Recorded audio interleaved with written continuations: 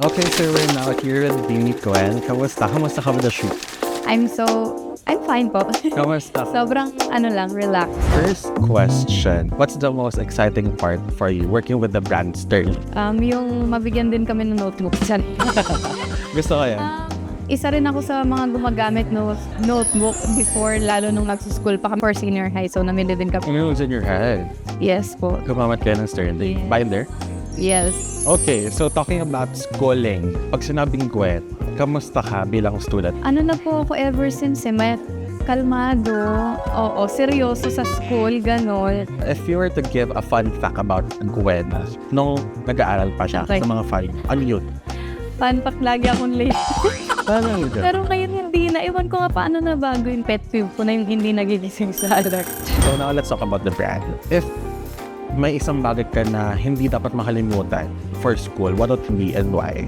Ballpen siguro. Kasi syempre, yun yung pinaka-main na gagamitin mo. Magsusulat ka diba? So, hindi pwede mawal. If titingnan mo si Gwen and her personality and you will to design a notebook, anong itsura kaya ng notebook? Yung aesthetic, tapos simple lang. Siguro, yung may mga quotes din. So magka-heart tayo ngayon ng fast talk. Are you ready? No. Okay, ready? 3, 2, 1. Pen or pencil? Pen. Favorite color ng notebook? Brown. Must have school supply? Ballpen. Study in silence or with music? In silence. Last minute cramming or prepared? Prepare. What's your go-to back to school look?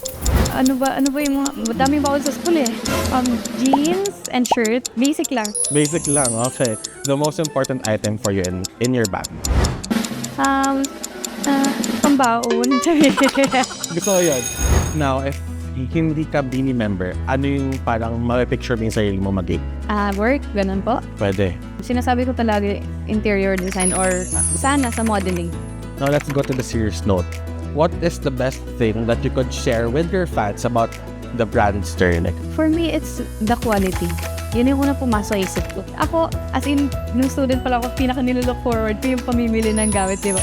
Cool. Tapos, ang hirap kasi makahanap yung iba kasi pag sinulatan mo, di ba, babakat sa ilalim. Yun talaga, quality talaga, as in. Kasi, personally, Sterling talaga yung ginagamit ko before. Kasi nga, solid talaga, okay talaga yung quality niya. That is Miss Gwen. Thank you so much. Thank you po. Maraming salamat.